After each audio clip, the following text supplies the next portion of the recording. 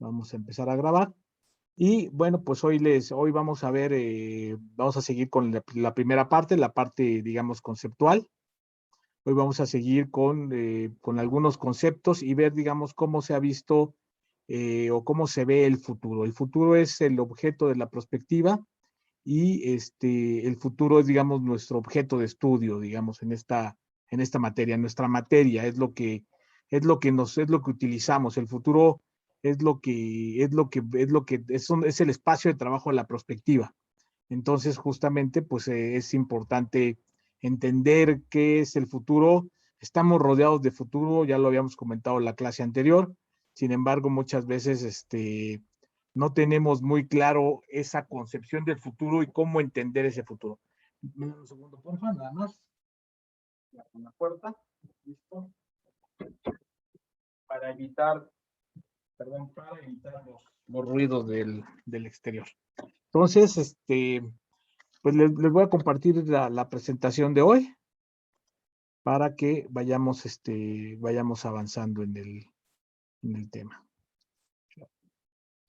Muy bien. Voy a situar aquí en el concepto del futuro. ¿Qué es el futuro? Y bueno, aquí parece que es algo obvio el futuro. Hay varias definiciones de lo que es el futuro. Y que básicamente todo lo definen como una proyección. Por ejemplo, una primera definición de lo que es el futuro es lo que está por venir y ha de suceder con el tiempo. Es decir, que finalmente es una definición que no me deja muy claro. Dice que algo está por venir. Si estoy aquí esperando y algo va a venir. O algo ha de suceder con el tiempo. Algo suceda. Sin embargo, pues es una posición, una postura pasiva del futuro. Es decir, parece que estoy esperando que algo viene, algo que ya está descrito, ¿no? Algo que ya va a ocurrir, que ya sabemos que va a ocurrir, pero que no ha ocurrido.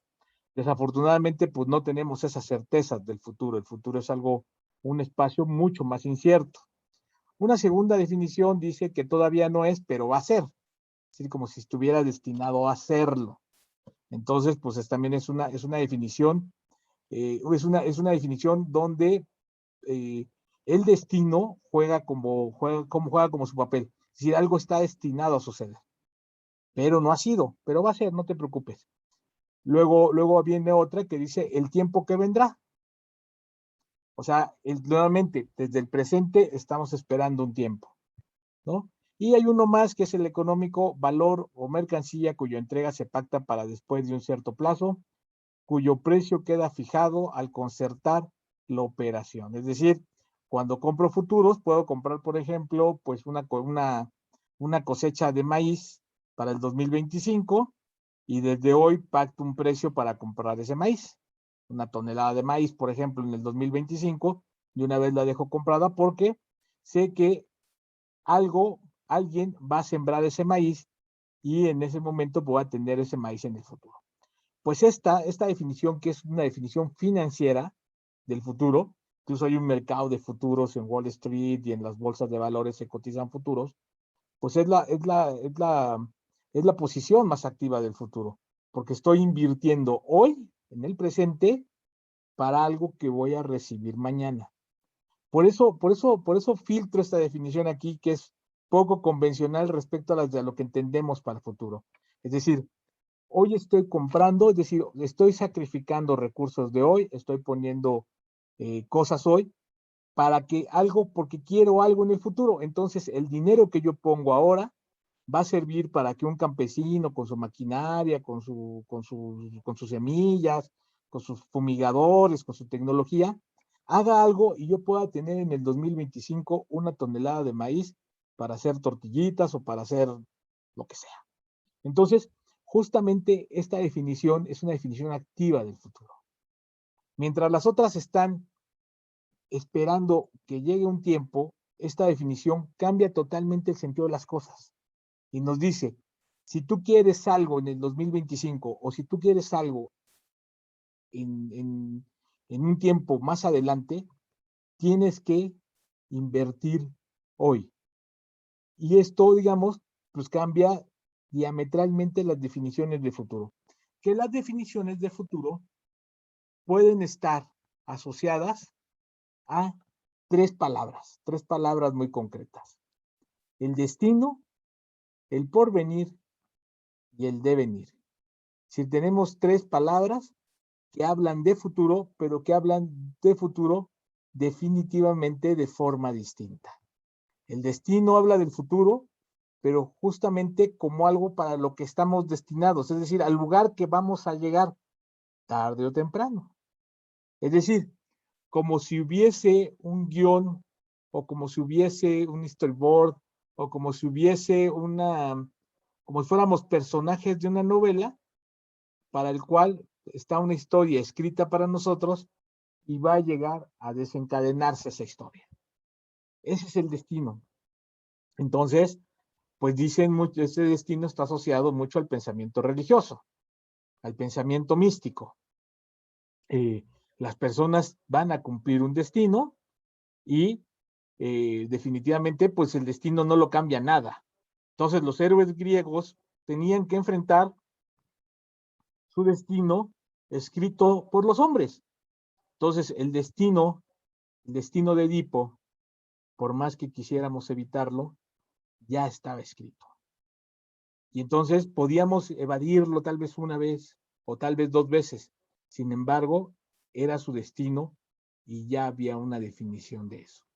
Es decir, una ley, una máxima suprema que ya te dice a dónde vas. Hay historias que cuentan que, bueno, pues el destino ya está modelado para cada uno de nosotros. Cada uno de nosotros tiene un destino y ese destino, pues ya por más que luchemos, no lo podemos cambiar y se cumplirá nuestro destino. Finalmente, la única certeza que tenemos y que nos hemos dado cuenta, y que, bueno, muy bien habla el economista Keynes, que la única certeza que tenemos en la vida es nuestra propia muerte. Es lo único cierto. No sabemos ni cuándo, ni cómo, ni por qué, ni por nada. Sin embargo, sabemos que somos seres con cierta finitud. Entonces, pues vamos, la idea del destino es una idea mística, es una idea religiosa, pero es una idea que justamente frente a un ser racional, pero lleno de temores, pues es una idea que lo deja tranquilo. Es decir, la idea que tenemos un destino, que vamos a algún lado. Entonces, justamente los mitos fundacionales de los pueblos se han basado en la idea del destino. Las religiones se basan en la idea de un destino. Cuando nos toque irnos de este mundo, pues vamos a ir a un mundo mejor. Pues si somos guerreros nórdicos, si somos vikingos, pues nos van a acompañar las valquirias a un viaje a una tierra prodigiosa. Si somos cristianos, pues moriremos y iremos a alguna suerte de cielo, alguna suerte de lugar mejor, digamos, por llamarlo de alguna manera.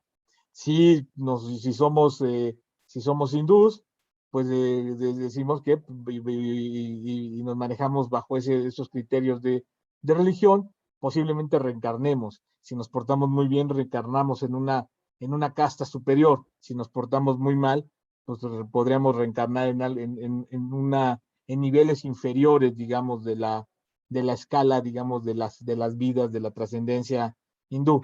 Pero finalmente, vamos, la idea es que finalmente este destino, pues es una idea que tenemos ya del futuro y que incluso, pues la justificamos o la pensamos justamente cuando vamos a que nos lean el café o nos lean las manos o nos lean las cartas. Es decir, la gente está buscando conocer su destino y piensa que existen, digamos, formas,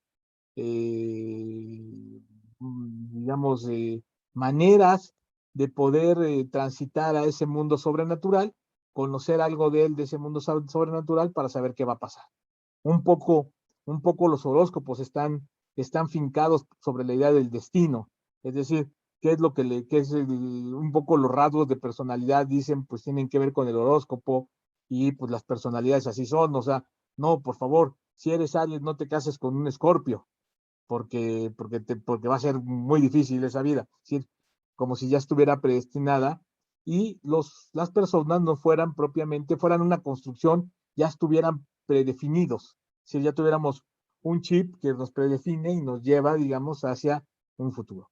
Por supuesto, entender el futuro así es una manera que inmoviliza, es decir, es una manera que nos paraliza respecto al futuro. Pues ya no tengo que hacer nada, ya tengo mi destino definido, entonces pues, solamente tengo que esperar a que el destino se cumpla. Es decir, ya no tengo más que hacer.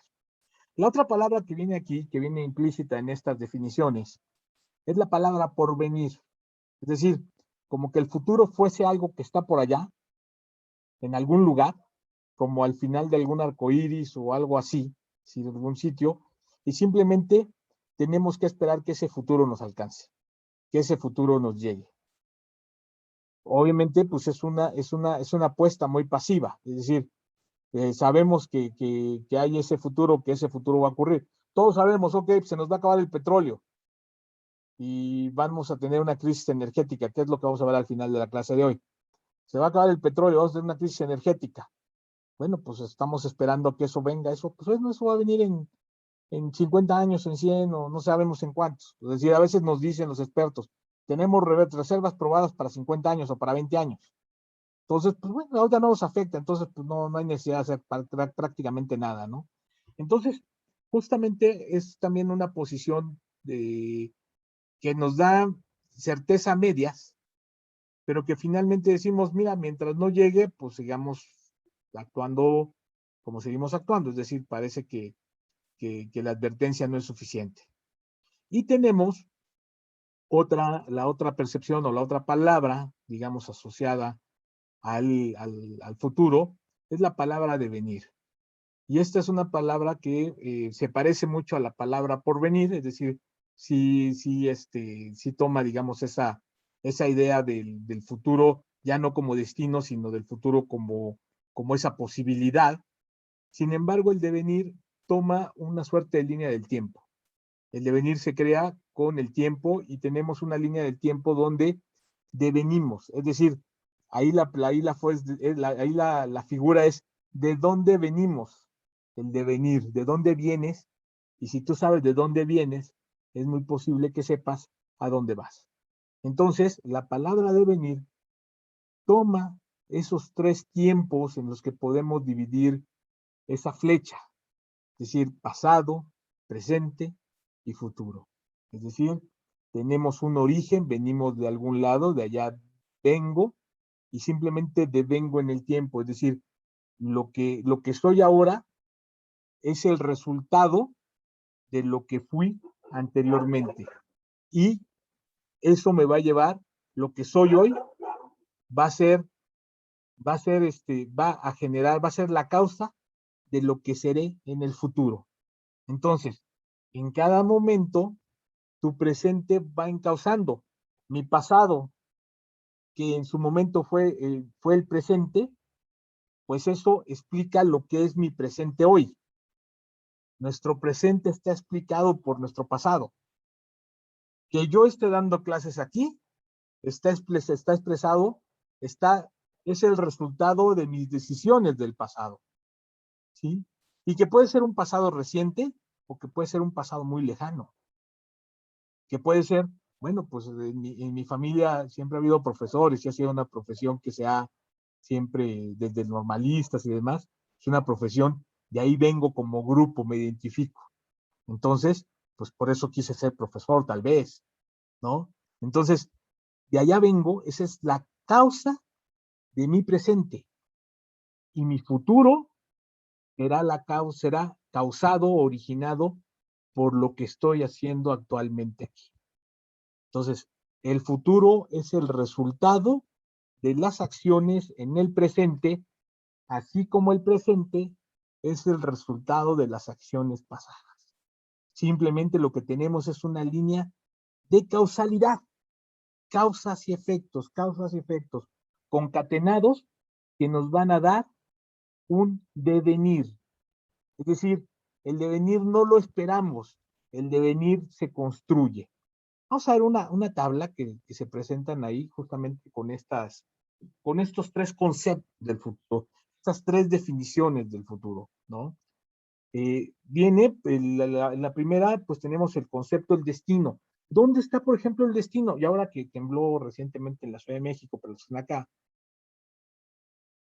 cada que tiembla y cada que se acaba, cada que llega septiembre, dicen algunos ya, pues parece que ya septiembre es el mes de los, pues ya sabemos que va a temblar. No, simplemente son meramente casualidades, es decir, que tengamos temblores, es decir, que la mayor incidencia de los temblores en septiembre no atiende a ninguna causalidad del mes. Simplemente, pues ha pasado así, es la probabilidad. Simplemente fue probable. Acuérdense que somos una peonza, somos un puntito en el tiempo. Entonces, imagínense, vimos el calendario cósmico de Sagan, ¿cuántos temblores ha habido sobre esa piedra, sobre esa tercera roca del Sol? ¿Cuántos temblores ha habido en la historia? En esos años que vimos, en todos esos meses que vimos, en el calendario de Carl Sagan, calendario cósmico. Entonces, imagínense todos esos temblores y vean, nosotros estamos viviendo el último microsegundo de ese calendario cósmico. Entonces, pues no, tampoco que en un periodo de 50 años tiemble 3 veces o 5 veces en el mes de septiembre, no quiere decir que no asocia a que los temblores se den en septiembre. Porque además, pues el calendario, septiembre, pues es una convención que definimos que así le llamamos a esa parte del tiempo del año, ¿no? Entonces, da lo mismo. Entonces, la concepción de destino está básicamente, deviene de las profecías, deviene de las historias, de los mitos fundacionales. Normalmente establecemos profecías como formas de dar certidumbre y formas de dar identidad a los pueblos. Por ejemplo, pues nosotros tenemos la profecía de Quetzalcóatl, ¿no? De que regresaría. Tenemos la profecía de que algún día, por ejemplo, los cristianos tienen la profecía de que algún día pues vendrá el Mesías y vendrán tiempos nuevos con un nuevo Mesías y estamos esperando la venida del Mesías. Por ejemplo, para los judíos, pues nunca llegó. O sea, Jesucristo pasó inadvertido por ahí, ¿no? Lo negaron. Entonces dijeron, no, pues no es nuestro Mesías. Ellos están esperando la venida del Mesías, ¿no? Entonces, finalmente la profecía nos dice, bueno, pues algo va a pasar.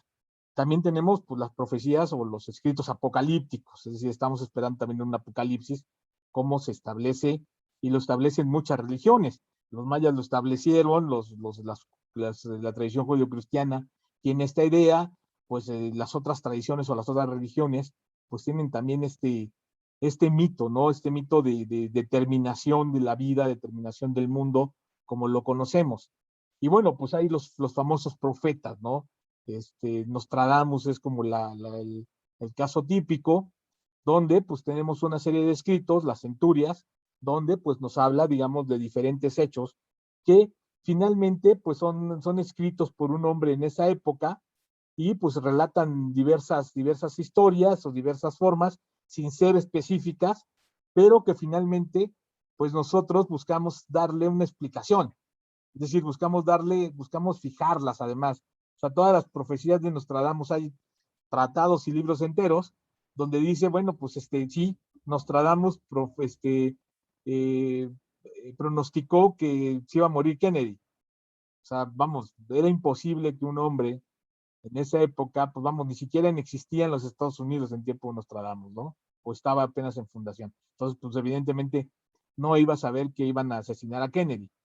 Y entonces, pero pues hemos hecho, digamos, a partir de la profecía, pues hemos hecho toda una suerte de pensamiento mágico, hemos creado, digamos, y hemos tratado de adaptar a la profecía, digamos, a lo que escribía ese hombre y lo que podía ver ese hombre en su época, ¿no?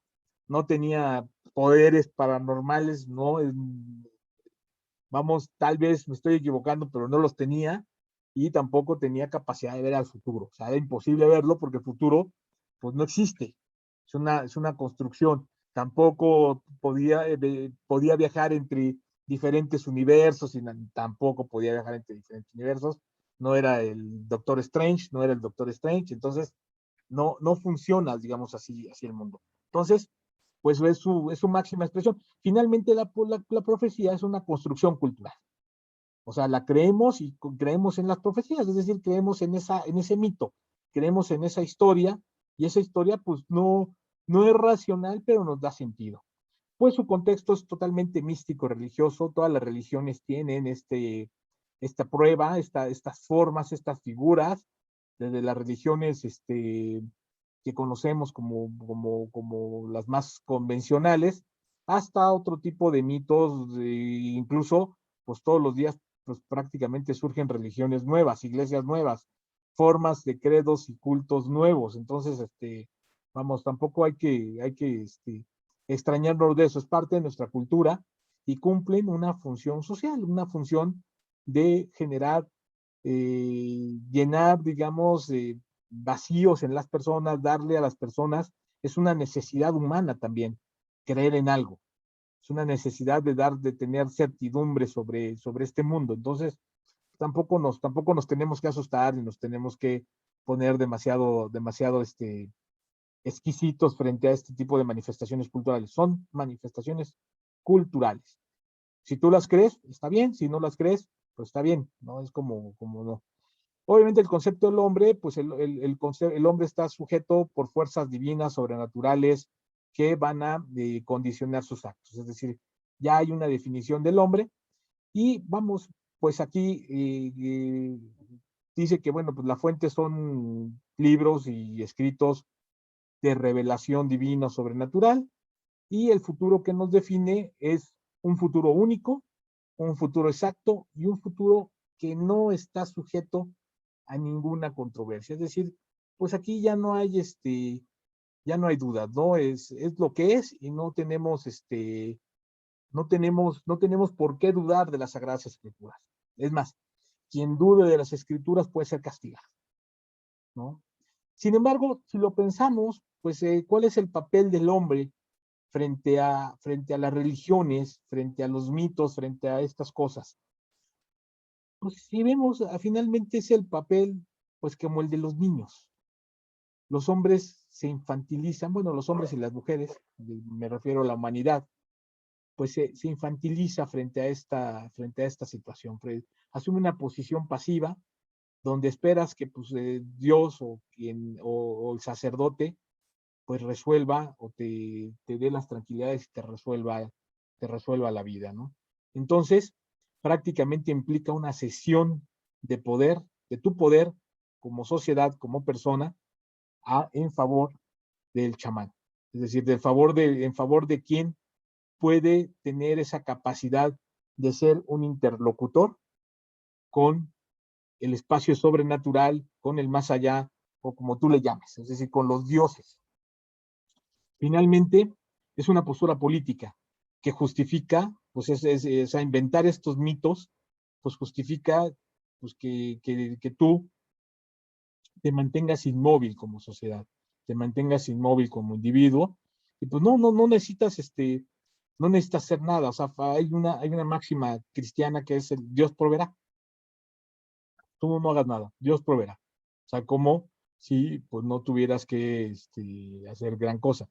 Bueno, pues también existe la máxima cristiana, ayúdate que yo te ayudaré o algo así. Entonces, bueno, finalmente ese es el principio de básicamente todas las religiones que finalmente llevan atrás una relación de poder y el futuro entraña, digamos, poder. En contraposición con esta postura del destino está la postura del porvenir. Y justamente el destino y el porvenir chocan en algún momento, justamente al término de la Edad Media, que es la edad pues básicamente mística, religiosa, y cuando aparece la ciencia, el método científico, pues podemos tratar de iluminar el porvenir. Entonces, la ciencia, lo que hace, digamos, en su primer momento, es tratar de diseñar métodos racionales a través de la racionalidad, de la razón, ¿sí? Que es como lo que manifiesta esta modernidad, este hecho, para tratar de entender las causalidades del mundo y establecer leyes científicas. Eso es lo que nos dice el método. El método establece leyes que nos permitan, digamos, mejorar la vida humana, pero bajo un principio no de fe, sino bajo un principio de razón. Entonces, el porvenir es una creación literaria. Vamos a ver ahorita el tema de utopía, le vamos a dedicar un ratito a la utopía y a la ciencia ficción.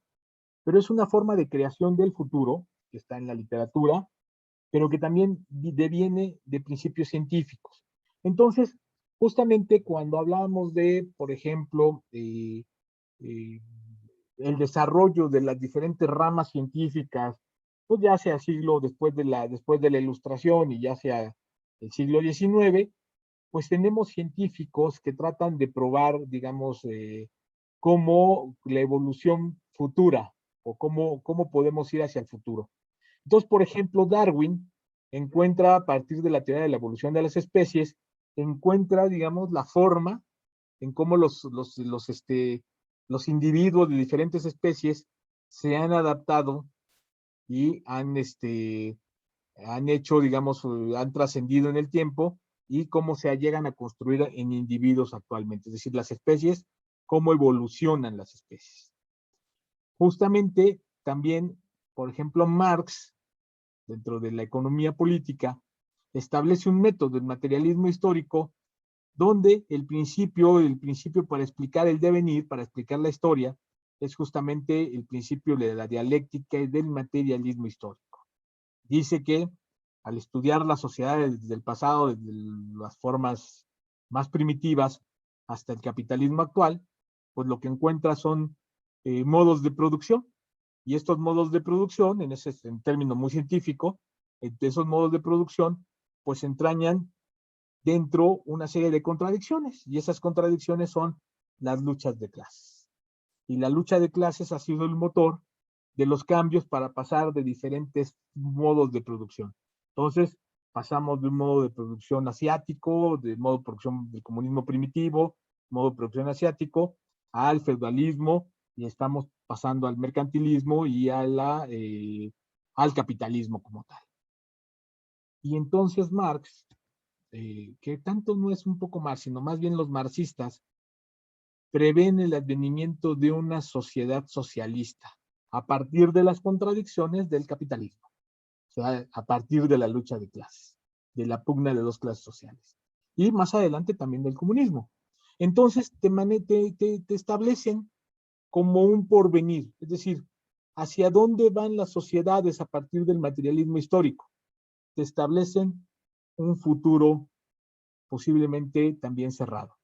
Es decir, todas las sociedades van a buscar, todas las sociedades, todas las economías se van a volver socialistas. Y tenemos una pugna en el siglo XX justamente tratando de adaptar, tratando de crear socialismos donde no había condiciones para hacer socialismos. Marx estudió básicamente la clase obrera inglesa, que nunca va a ser socialista. Vamos, ellos mantienen un esquema monárquico. Y es la clase obrera mucho más avanzada en el mundo que le toca ver a Marx. Pero bueno, pues de repente pues dicen, bueno, va a haber socialismo en la URSS, y pues bueno, hacen un socialismo a fuerza de máquinas, ¿no? A fuerza de riñones de las personas, a fuerza de sangre. Entonces, finalmente, pues querían llegar a ese futuro, a ese porvenir, porque pensaban que pues el socialismo era el porvenir. Ya cae el muro de Berlín y hay algunos autores que, en particular, un asesor de Reagan, que trabajó asesor de los republicanos, Partido Republicano, Francis Fukuyama, que dice, pues no, ya no hay futuro, la historia ya se acabó, y declara el fin de la historia, es decir, la historia está por terminar, ya lo que vamos a tener son sociedades capitalistas, son sociedades democráticas, con el modo de vida americano, y ese es el fin de la historia. O sea, no hay más futuro. O sea, quitémonos la idea de que tenemos que buscar futuros, llegamos al futuro, el socialismo y el comunismo no funcionaron, entonces ese es el futuro. Unos años después tendríamos un día como hoy, pues una manifestación que nos dijo que realmente no era el futuro, sino estábamos muy lejos de entender el futuro y el futuro seguía en construcción.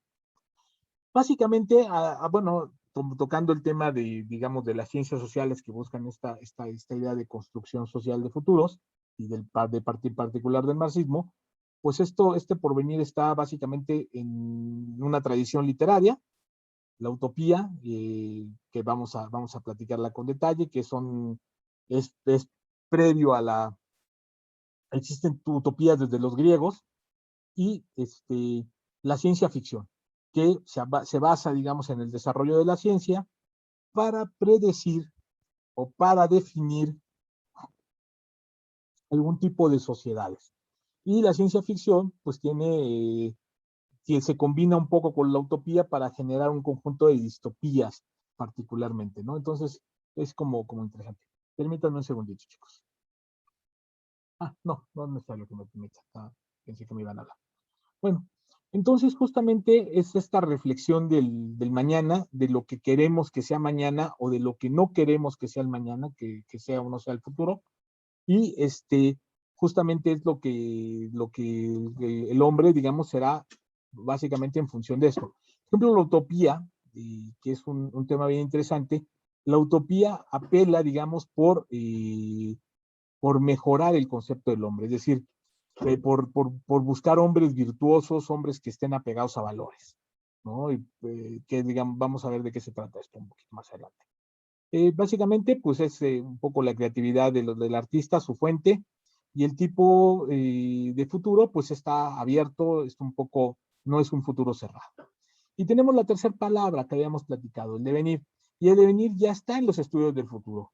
Y es un poco un contexto donde tenemos un futuro más académico, es decir, más pensado, más reflexionado sobre bases racionales. Y nuestro concepto del futuro cambia, del ser humano cambia en el devenir.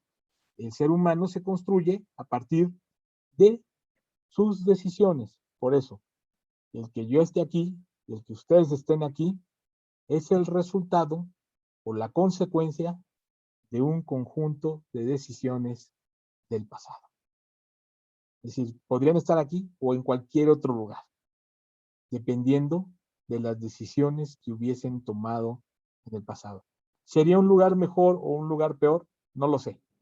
Sin embargo, sí sería un lugar distinto, porque justamente esta red de causalidades nos ha llevado hasta aquí. Y pueden ser desde cosas muy fortuitas hasta cosas muy planeadas, ¿no? Entonces es muy pensadas. Normalmente el azar juega mucho en las decisiones que tomamos, sobre todo cuando somos más jóvenes. Entonces es interesante. Obviamente el devenir se basa en información, se basa en procesar información, en conocimiento social, y el futuro pues viene a ser un espacio múltiple, un espacio abierto, un espacio sujeto a discusión, un espacio de construcción. Esa es, digamos, la gran diferencia, que el devenir, el espacio está abierto, y en el porvenir y en el destino, los espacios juegan cerrados, es decir, los espacios de futuro están cerrados, no hay forma de transgredir las reglas que imponemos a esa narrativa. Si a la narrativa le imponemos un conjunto de factores y de variables, y construimos a partir de eso. A partir de eso se construyen esas narrativas, esos mitos y esas narrativas, esa literatura. Entonces, es como aparece. Y aquí retomo un poco cómo se ha estudiado el futuro. Pues básicamente, retomo la idea del destino como algo supranatural, sobrenatural, algo que no está en la posibilidad de todos los humanos, sino que necesitamos puentes. Estos puentes, pues son a partir de la magia, los profetas y los brujos, sobre iniciados que pueden entender lo que la naturaleza o lo que la sobrenaturaleza tiene para nosotros. Ahí se desarrollan todo tipo de artes adivinatorias, la lectura de cartas, la cartomancia, que son como rasgos culturales que prevalecen hasta nuestros días, ¿eh? Y que la gente, como les comento, pues las personas siguen, digamos, siguen tradiciones en ese sentido. Muchas veces, por ejemplo, cuando las religiones empiezan a perder fuerza, las religiones convencionales empiezan a perder fuerza, empiezan a desgastarse, empiezan a perder adeptos, justamente la gente busca estas posibilidades de nuevas formas de poder entender su mundo. Y pues, o sea, crean nuevos mitos o se rescatan formas antiguas, ¿no?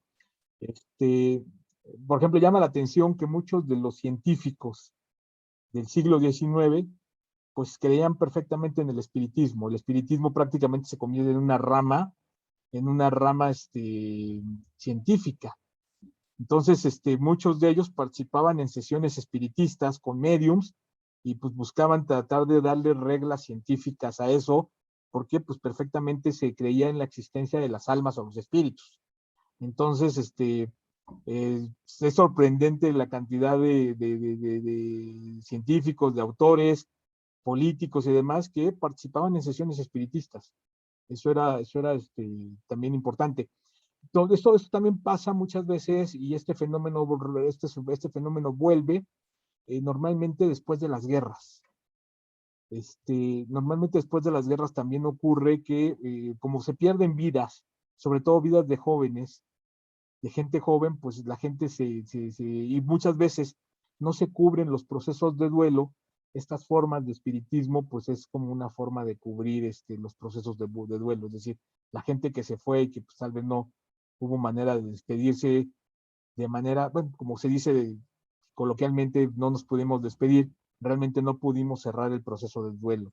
No dudo que después de esta guerra contra el COVID, pues sí volvamos a buscar esas formas o haya un crecimiento de estas manifestaciones y de tratar de entender esto. Y esto, vamos, ocurre, es prácticamente de la vida cotidiana, ¿no? Aquí señaló otro punto importante, el oráculo de Delfos. En la mitología griega, los héroes griegos iban al oráculo, que era un sitio en alguna montaña, donde pues podían consultar como su destino, como la decisión de los dioses para la batalla que iban a luchar. Y se encontraban con unas señoras, las pitonisas, justamente, que pues podían traducir los designios del oráculo. Entonces los héroes griegos visitaban el oráculo de Delfos. Y lo tomo en particular porque justamente ya en la prospectiva hay algo que se llama método Delphi, que es justamente un método de consulta. Consultamos, pero ya no a los dioses y ya no usamos pitonisas, sino a través de un desarrollo de un método, tratamos de consultar a un conjunto de expertos el desenlace de un fenómeno determinado. Entonces lo marco porque lo tenemos ahí. Claude Lévi-Strauss, un antropólogo, eh, fundador de la Escuela de Anales, la sociología y la antropología, pues nos habla justamente también del pensamiento salvaje, es decir, el pensamiento salvaje que básicamente se basa en dos figuras. El tótem, es decir, el fetichismo, la representación de que las cosas tienen poderes como los bastones mágicos, las varitas mágicas, este, el, los amuletos, Los cuarzos. los cuarzos, el detente, el San Judas Tadeo, tienen poder en sí mismos. Y el tabú, que son justamente las prohibiciones para las sociedades, es decir, están vinculados a esto. El tabú, que bueno, pues es, por ejemplo, para los judíos no comer carne de cerdo, o el incesto, digamos, en las sociedades judio-cristianas, o eh, ¿cómo le llaman cuando matas a los padres? Justamente que matar al padre, ¿no? Es decir, a la madre, digamos, es también una suerte de tabú de los pecados mortales, digamos. Nosotros lo conocemos, bueno, entre la tradición judío-cristiana, pues lo conocemos como los pecados. Así que estamos hablando de tabús, cosas que no debiéramos transgredir. Bueno, hablamos de los mitos fundamentales, de mitos fundacionales, todas las culturas los tienen, todas las culturas narran sus mitos fundacionales, incluso aquellas que no vienen de una historia antigua, narran sus mitos fundacionales. Hablábamos un poco del destino manifiesto, esta idea de cuando se fundan los Estados Unidos, pues escriben como una carta lo que le llaman el destino manifiesto, y donde definen que los Estados Unidos, pues es como como de dónde viene y que reúne lo mejor de la cultura griega y latina y los valores de la civilización occidental, y que pues su labor es difundir la democracia y la libertad en el mundo, ¿no? Y si ven ustedes, pues por ejemplo, la arquitectura o los símbolos del poder norteamericano, no sé si alguno ha tenido la posibilidad o la oportunidad de estar en la ciudad de Washington, justamente en lo que le llaman ellos el mall, que es como el centro, lo que nosotros sería para nosotros la Alameda Central, digamos. Estén en el mall donde está el Congreso, está la Casa Blanca y están los monumentos a los héroes, un obelisco, los museos, una zona de museos espectacular, porque además es todos los Smithsonians, son museos espectaculares, no cobran, son gratuitos, a diferencia de los museos neoyorquinos que sí cobran $50 la entrada, pues aquí los museos no cobran, pero además que, pues si ustedes ven su arquitectura de estos lugares, por ejemplo, el monumento a Lincoln, que López Obrador estuvo no hace mucho por ahí, pues que son impresionantes, son romanos prácticamente, son griegos. Los presidentes se ven como héroes de la mitología griega, ¿no? Entonces así se ven y así crean una simbología y un mito. Nosotros también, pues, estamos creando nuestro mito. Es decir, por ejemplo, este gobierno, el que vivimos actualmente, ha recuperado la historia del mito. Sí, tenemos mitología, nos pusieron un templo mayor de cartón en pleno Zócalo y hay todo un mito fundacional. Es decir, te dice, bueno, esto es Tenochtitlan, aquí está, ahora ahí van a poner una cabeza de no sé quién.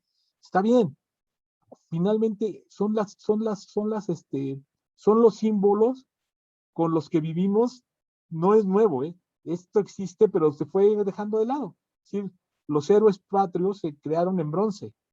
Es decir, estudiamos a los héroes patrios como héroes de bronce, infalibles, inmortales, poderosos. Digamos, es como se crean estos mitos fundamentales. Y bueno, el último concepto aquí es la voluntad de poder. Es decir, finalmente todos los humanos tenemos poder en sí mismo, pero cedemos nuestra voluntad a los otros. Finalmente, la aceptación, digamos, de un futuro es la cesión de tu poder a ese futuro. Es decir, cedemos a ese futuro. Después tenemos, digamos, otra visión del futuro en la utopía. Y acá hay autores muy relevantes. Empezamos con Platón. Platón tiene un libro, un texto fundamental, tiene muchos, pero vamos, de los que se atribuyen a Platón, porque tampoco podemos decir que nadie lo vio escribirlo, pero bueno, están ahí los escritos de Platón, donde habla de la república y nos define una figura o una forma de gobierno virtuosa.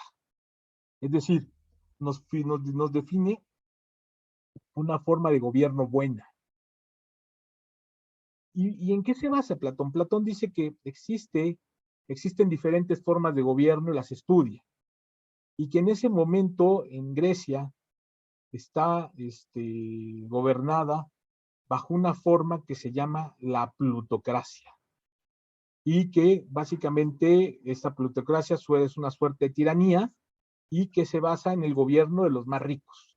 O sea, los ricos son los que gobiernan y son los que imponen su voluntad sobre los otros. A Platón eso no le gusta. Platón está incómodo con esa forma de gobierno griega en ese momento. Y dice, no, creo que nosotros deberíamos tener una república. Pero no es una república como la que estamos pensando, donde todos seamos iguales y todos participemos en las decisiones. Platón es el más antidemócrata de todos. Platón lo que ve no es un gobierno del pueblo, no es un gobierno de una democracia. Platón lo que ve es un gobierno donde los que dirijan la sociedad sean los filósofos, es decir, las personas que saben. Esa es la idea de Platón. La utopía de Platón es que el gobierno esté en manos de la gente más estudiosa, no en manos del pueblo, que él justamente habla de la demagogia, ese gobierno del pueblo que toma decisiones tontas, y de de la plutocracia que, pues bueno, toman decisiones para beneficiarse a sí mismos. Entonces, Platón crea la figura del filósofo rey. Es decir, el gobierno tiene que estar, la sociedad tiene que estar dirigida por un filósofo rey que sabe que es virtuoso y que sabe qué es lo bueno para cada uno. Otros autores, más adelante, San Agustín, por ejemplo, plantea la idea de la sociedad de Dios. Y la sociedad de Dios, nos dice San Agustín, se contrapone a la sociedad de los hombres. San Agustín vive en la Edad Media y pues vive en un mundo pues que está corrompido, según él. Es un mundo lleno de injusticia, lleno de cosas malas, digamos, los hombres son malos, entonces el mundo está corrompido, no hay virtud, no hay cosas buenas. Entonces dice que, bueno, pues hay que crear una ciudad en un lugar aparte, una ciudad de Dios, donde todos los hombres, las mujeres, todas las personas de esa sociedad, se rijan de acuerdo a los principios cristianos. Una sociedad aparte, lejana de esa sucia y podrida sociedad medieval, donde solamente estemos personas, digamos, virtuosas. Justamente el principio de San Agustín es el principio de los conventos religiosos de las ermitas, es decir, estos conventos que se alejaban o que se ponían en un lugar lejanos de la ciudad donde podía vivir la comunidad de religiosos. Sin embargo, eso no exentaba de que, en los mismos términos, el demonio entrara al monasterio y el mal hiciera su aparición. Acuérdense de esa muy buena novela, que también se convirtió en película, El nombre de la rosa, de Humberto Eco. Entonces, donde ocurren y describe lo que pasa en un convento aislado, en un convento, en una ciudad de Dios medieval. Tenemos Tomás Moro, que es, digamos, el fundador, digamos, del concepto de utopía. Vamos a ver, Campanella, Bacon y Rousseau. Rousseau, por ejemplo, busca una utopía, genera una utopía, y es la utopía que que mantiene las sociedades. Rousseau dice, los hombres eran buenos, por naturaleza, su naturaleza era ser hombres buenos y eran virtuosos, sin embargo, empezaron a vivir en sociedad y la sociedad me los echó a perder. Entonces, ¿qué hacemos? Pues a Rousseau se le ocurre, volvamos a ser buenos a través de un contrato. Y establece el contractualismo o la idea de un contrato donde todos los hombres sujetemos un poco nuestra voluntad o sujetemos nuestra voluntad al contrato y a la construcción de un Estado que va a regular o que va a ver por el bien de todos, que es el principio de la Constitución. Finalmente, nuestra Constitución, como la conocemos así toda maltrecha, si ustedes quieren, nuestra Constitución es una utopía. Nuestra Constitución es nuestro lugar mejor que hemos construido. Sin embargo, ha sido muy difícil llevarlo a la práctica. Y vean cuántas cosas buenas tiene la Constitución. De entrada tiene, por ejemplo, igualdad entre todos. Todos somos iguales ante la ley. Y eso en la realidad es muy lejano a la realidad. No todos somos iguales. Seguimos prevaleciendo por temas de la plutocracia, sigue habiendo sesgos de clase, pero también no somos iguales hombres y mujeres en este país. Entonces, pues también hay sesgos de género. O sea, ahí ya tienes la primera gran utopía, la igualdad. Y dices, todos tienen derecho al trabajo. Y no todos tienen trabajo. Todos tienen derecho a la educación. Todos tienen derecho a la salud. ¿No? Todos pueden participar. Y no ocurre. Todos tienen libertades y no todos tienen libertades. Entonces, finalmente vean cómo está escrita una utopía. La Constitución refleja en sí misma una suerte de constructo utópico a partir de la idea de Rousseau del contractualismo. Es decir, es como hemos tratado de llevar a cabo nuestra sociedad. Nuestra sociedad aspira a ser mejor a través de una Constitución. Si la Constitución se cumpliera al pie de la letra, pues vamos, viviríamos en una sociedad distinta, en una sociedad diferente, ¿no? Donde estuvieran las cosas fueran distintas. Bueno, la palabra utopía, ya como último concepto aquí que tengo que mencionar en mi speech, en mi guión, es justamente el origen griego. El topos, que es un lugar, topografía, viene de ahí de la base griega topos, el estudio de los lugares, se les ven a los topógrafos, no son unos señores que vienen con chalequitos y casquitos, luego andan en las calles cargando cargando un aparatito midiendo el terreno, ¿no? Son los topógrafos, están midiendo, haciendo registro del terreno. El utopos es el no lugar, es decir, es un lugar que no existe. Entonces la utopía es un lugar que no existe, que se contrapone a lo que existe, ¿no? Aquí vean esta imagen, es una, es una imagen de la Divina Comedia de Dante. Justamente es el tercer o cuarto círculo del infierno, y están aquí, está Dante y Virgilio. Virgilio vive en el purgatorio porque pues no estuvo bautizado, no fue no era católico, no era cristiano, digamos, no se bautizó. Entonces, Virgilio pues lo lleva por los círculos del infierno y lo anda paseando, es su guía, y entonces le enseña a los mantuanos, los habitantes de la isla de Mantua. La isla de Mantua es la isla donde existen las personas interesadas por ver el futuro y por cambiar el futuro, por adivinar y hacer magia respecto al futuro. Es decir, las personas que están retando al destino escrito de los hombres. Y tienen un castigo muy peculiar. Vean que van todos formaditos, con sus cabezas mirando hacia atrás. Es decir, los mantuanos, los adivinadores, su castigo es vivir en ese círculo de infierno, obviamente castigado por demonios y todo lo demás, pero siempre con la cabeza volteada hacia atrás. Nunca van a poder ver adelante. Su castigo por ver adelante es eso, por tratar de ver más allá en el futuro. Entonces, si quieren seguir el curso de prospectiva, bien, si no, como dicen cuando va a despegar el avión, si alguien quiere bajar del avión, está bien, porque ya vean lo que nos espera en el tercer círculo del infierno. Entonces ustedes deciden si alguien desea bajar de este avión. Así es como, digamos, se conceptualiza, ¿no? Como se ve el futuro.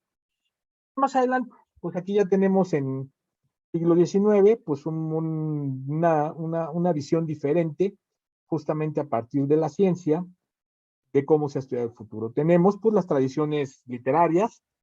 Un autor muy importante que revisa y ve el futuro es Julio Verne. Julio Verne, que pues ha sido un autor de juventud.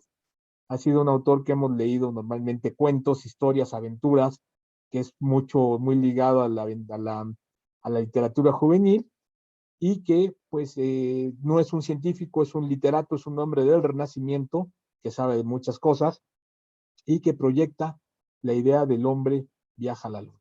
Es decir, algo que parecía inusual. Tenemos Edward Bellamy y tenemos a Charles Riquet, que son otros autores también por el estilo, pero que no son científicos.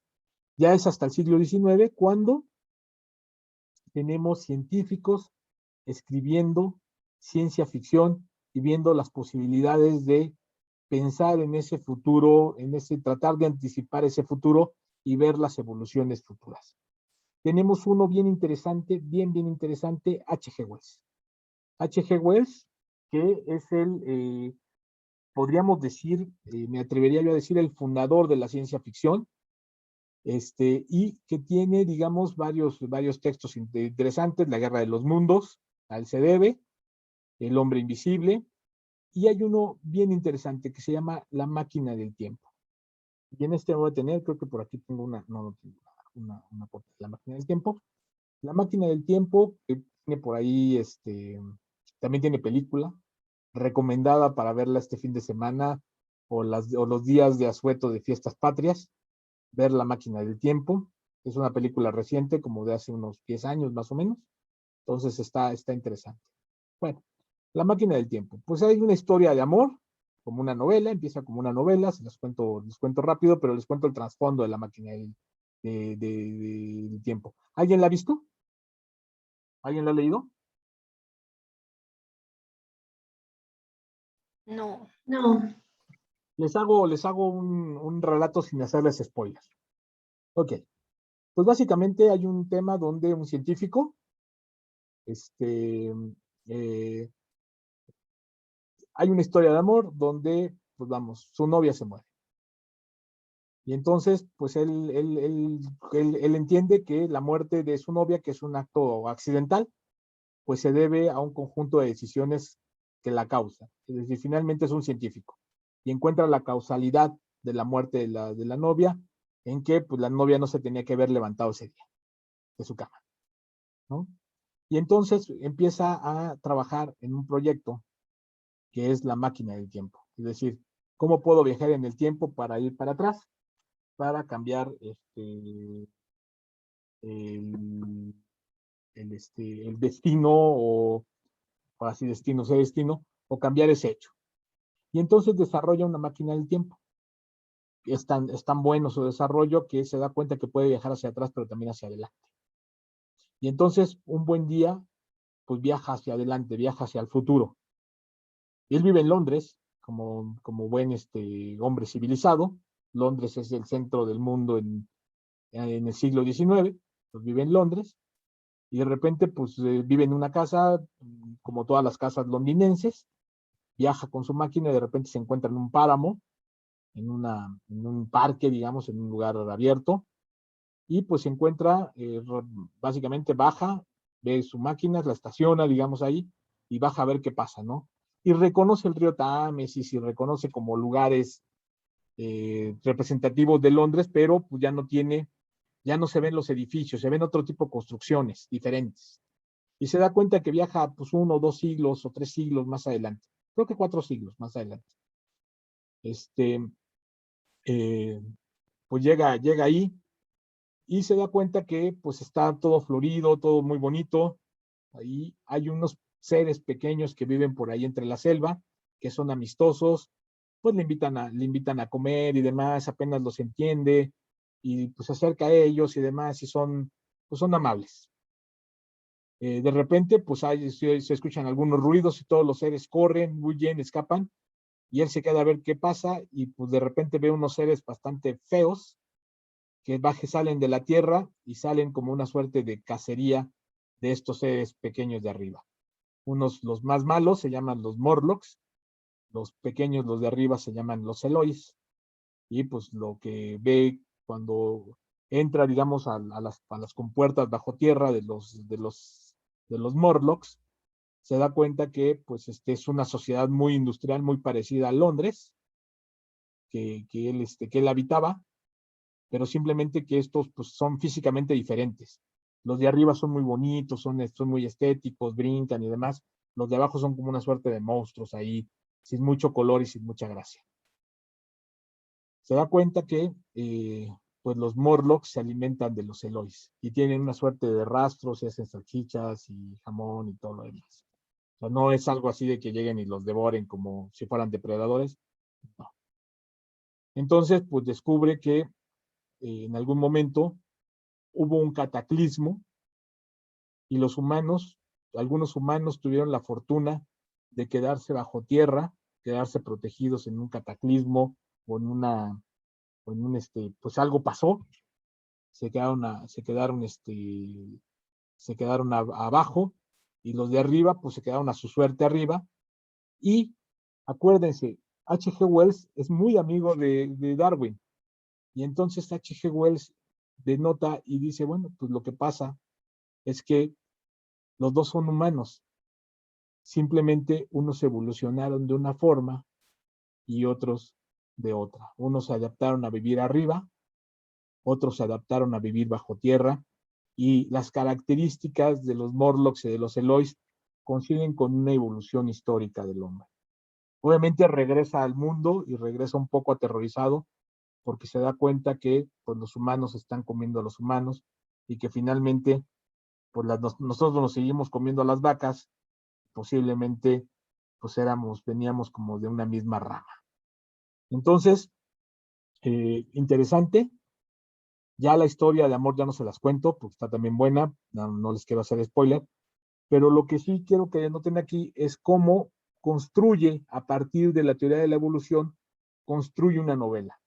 A partir de los conocimientos que él tiene de física, de matemáticas y demás, construye una descripción completa de cómo en teoría puede viajar en el tiempo. Entonces está súper interesante la novela, y eso, digamos, da el fundamento de la ciencia ficción. Sí, la ciencia ficción no solamente es eh, películas o novelas de extraterrestres, no, tiene fundamentos importantes en lo que estamos pensando. Otros autores importantes, Aldous Huxley, que tiene una novela, El Mundo Feliz, que también es muy recomendable, donde pues él crea o estudia una sociedad, es decir, nuestro esfuerzo por mejorar la sociedad genera una sociedad distópica, una sociedad planificada, una sociedad controlada.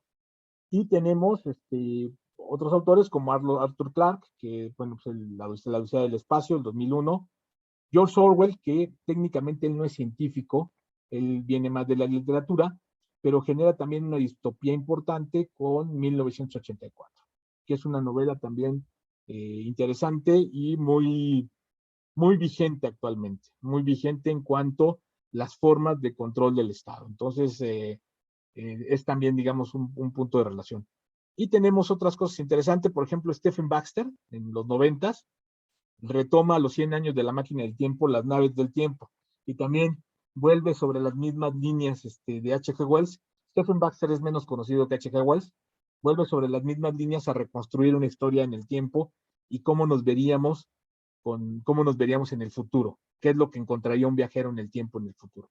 Entonces, yo los invito a leer ciencia ficción, ahí les voy a dejar en el blog un conjunto de videos sobre ciencia ficción que son espectaculares. Hay una serie española que habla sobre ciencia ficción, ahí se las dejo, porque se hace un recorrido espectacular para quien tenga tiempo de meterse en estos temas y le interesen estos temas, conocer la ciencia ficción. Adelante. Utopía, bueno, pues ya habíamos hablado de los antecedentes de la utopía, el no lugar, ya lo vemos. Básicamente pensada sobre, bueno, el fundamento, la República de Platón, la ciudad de Dios, y Tomás Moro. Tomás Moro que crea una isla que no existe en ningún lugar, no está en ningún mapa, pero es una isla donde crea una comunidad distinta a la que él le toca vivir, una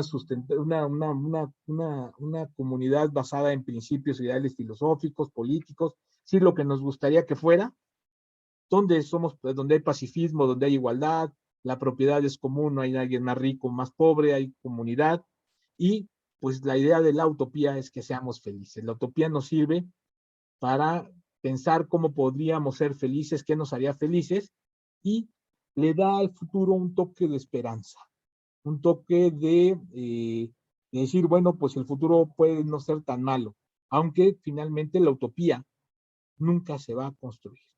La utopía, decía Galeano, la utopía es como el arco iris y en la olla de oro al final del arco iris. Nunca la vas a encontrar, pero lo que sí vas a hacer es ir a buscarla, es ir a caminar para ir a buscarla. Entonces, pues allí el futuro se vuelve un poco la esperanza. A mí el concepto de esperanza no me gusta, es un concepto pasivo, es decir, si tenemos esperanza, pues es como estamos esperando algo. No me gusta como concepto. Es inmoviliza. Si no pierdes la esperanza, no, güey, no pierdas la esperanza, es actívate y lánzate a buscar lo que quieres. Si estás esperando, pues nunca va a llegar. Entonces, no les voy a dar esperanzas en este curso, chicos. O sea, ustedes tienen que salir a buscar este curso, ¿vale? Los tipos de utopía, hay utopías ecológicas, económicas, políticas, religiosas, utopías de ciencia y tecnología, es decir, se ha escrito muchísimo y siempre tenemos la idea de tener lo bueno. Pero con lo bueno también tenemos lo malo. También tenemos la distopía, la utopía negativa, y que dice que las cosas pueden ser peor. Sí, las cosas pueden ser peor. Y entonces muchas veces no sabemos lo que queremos, pero sí tenemos más claro lo que no queremos que nos pase. Entonces la distopía, pues son como los textos de Aldous Huxley, los textos de Orwell, justamente reflejan una sociedad que se vuelve en extremo individualista, realista, durísima, donde prevalece la guerra, la desigualdad, la propiedad privada, y prácticamente puede ser la felicidad del individuo está sujeta a la necesidad del Estado o a la necesidad de un tirano. Es decir, siempre aparece un malo en las distopías. Siempre hay alguien maloso. Entonces vivimos en un futuro donde estamos amenazados todo el tiempo. Un futuro donde nuestra vida está en el peor de los mundos. Bueno, ahí tenemos los dos textos más distópicos digamos, clásicamente distópicos, 1984 y El Mundo Feliz, justamente. Entonces ahí sí, recomendación, va a haber una película o una serie del Mundo Feliz, por ahí la había anunciada, no sé si sea Netflix o sea cualquier otra, pero estén atentos. Y de 1984 hay una película malona. Yo sí les recomiendo leer el libro, ¿no? No, está muy rápido. Echarle una vista y los que no sepan la historia, más o menos todos la sabemos, la idea del gran hermano y la idea de un estado de guerra permanente, una forma de reescritura de la historia, etcétera, pues, y vamos, las razones de Orwell para escribir esto también son bien interesantes. Yo cuando leí este libro se puso, a mí cuando me empezó a interesar la ciencia ficción y estas cosas, estaba yo en la secundaria. Y en la secundaria, en estos años, en 1984 estuve en la secundaria. Era mi segundo año, tercer año, no lo sé. Pero me acuerdo que me dio hepatitis y me la pasé como 2 meses tirado en la cama. Rico, delicioso, la hepatitis. Entonces, me llevaban la tarea a la casa y leía mucho. Pero no podía hacer nada, porque no podía moverme porque tal vez no fue 2 meses, fue uno. Y entonces este libro salió, se lo pedí a alguien de mis hermanos, me lo trajo pues, para entretenerme. No es su libro, venía junto con Rebelión en la Granja. Entonces, Rebelión en la Granja es más como un cuento para niños muy raros. Entonces, venía junto con ese, venía el paquete, y lo leí. Y se puso de moda por 1984, y en 1984 justamente, pues también vivíamos en un mundo bipolar, la Guerra Fría y todo lo demás. Me acuerdo que fue el boicot de los rusos a los norteamericanos en su Olimpiada. Pero bueno, pues el mundo transitaba en ese mundo bipolar y pues yo era un adolescente. Y decían que Orwell se había equivocado. Y entonces lo leí y dije yo, pues sí, no, o sea, esto no está pasando en 1984. O sea, como anticipador es bastante chafa, pensé. Pero realmente después cuando me interesé mucho más, pues él lo escribió más bien en 1948. No reflejaba la realidad de 1984, reflejaba su propia realidad, que pues ha sido un libro con el que se han atacado, o se atacaron ante la Guerra Fría. Alguien decía, lo que Orwell está diciendo está hablando del estalinismo soviético, y así es en la Unión Soviética, qué feo. Y decían, el enemigo, por ejemplo, al que le rezamos el odio todos los días, es el, ¿cómo se llama? El ruso que murió aquí, que era novio de Frida. Trotsky. Trotsky. Trotsky, perdón, fue un dislate, se me fue, el alemán me está persiguiendo. Pero también decía, no, realmente es un estado como el estado norteamericano, como la CIA, como las agencias de seguridad norteamericanas o inglesas, que tienen ahí, pues se reflejan más bien los estados, cualquier estado, incluso el norteamericano o el inglés. Pues después ya hay un autor que hace un análisis y decía, bueno, pues Orwell no tenía la intención de anticiparse. La distopía no sirve para que te anticipes y digas, mira qué malo puede ser y a ver si le atino y puede ser tan malo. Quien escribe distopía tampoco es porque es un sociópata o nos quiere hacer sufrir o quiere que quiere molestarnos. El que escribe distopía lo escribe como una advertencia. O sea, las cosas están mal, esto puede estar peor. Entonces, la distopía lo que quiere no es darnos esperanza, es todo lo contrario, quiere asustarnos, darnos total desesperanza del mundo para que actuemos ya. Entonces, la misión de Orwell, la misión de Huxley, fue advertirnos de un mundo que ya tenemos aquí, de un mundo que ya está definido. Hoy los humanos tomamos Soma. Soma es la droga milagrosa con la que te sientes feliz. El consumo en esta pandemia, el consumo de medicamentos para la depresión, antidepresivos y medicamentos para la ansiedad se ha triplicado. Es decir, vamos, ahí se habla de escasez de medicamentos. No, no es porque no es porque López Obrador haya cerrado el mercado de las medicinas. No, simplemente incrementó la demanda radicalmente. Es decir, vivimos, sobre todo en ese tiempo, hemos vivido en una sociedad que nos ha hecho bastante infelices. Entonces, es justamente lo que quería Huxley, era advertirnos de una sociedad controlada y planificada en esas capacidades que le podemos dar de planificación y control. Vale. Bueno, pues aquí justamente esto ya lo dejo para poder avanzar. 12:21, estamos bien. Lo dejo para que en sus apuntes, ya debe estar en los apuntes del blog. No he actualizado el blog, pero ya lo actualizo hoy. Bueno, pues las puntos entre utopía y distopía. Siempre cuando pensemos en utopía, pensemos en distopía. La utopía puede ser tremendamente poderosa porque nos dice qué es lo que queremos. Sin embargo, pues la distopía nos asusta más. Entonces, muchas veces el discurso tiene que ser en negativo para que actuemos. Es decir, lo que puede pasar, es decir, el riesgo que tenemos. Entonces, sí tenemos. Ahí, bueno, por ejemplo, la comunidad ficticia, pues bueno, pues la utopía sabemos que no existe, pero bueno, la distopía es nuestra propia sociedad y estamos muy cerca de serlo, ¿no? Los ideales y filosóficos y políticos, la utopía, pues todas las cosas buenas, onda, ¿no? La justicia, la naturaleza, futuro compartido, la distopía, el autoritarismo, el Estado, el condicionamiento, pacifismo e igualdad, pues la utopía, pues todo paz, todo bonito, todo horizontal. La distopía, pues la manipulación, el adoctrinamiento, la represión.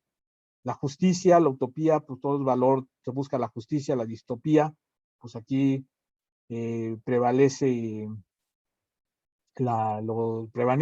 ganan los malos en la distopía, desafortunadamente. Y la felicidad, ¿no? El individuo en la utopía es feliz gracias a la acción de la colectividad. O sea, todos contribuimos para ser felices.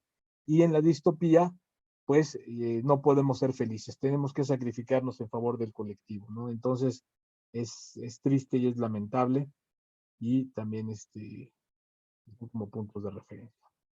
Como otro autor también súper interesante, y tal vez lo debía haber retomado como cierre cuando vimos la clase anterior, el calendario cósmico, justamente es Fernand Braudel, que es un historiador que hace cosas súper interesantes en Brasil y desarrolla, bueno, él es francés, pero viaja a Brasil en un momento que en los años 50, desarrolla cosas súper interesantes sobre la historia.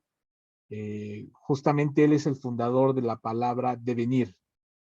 De él viene el devenir históricos y nos dice que pues la historia se tiene que ver en 3 velocidades distintas.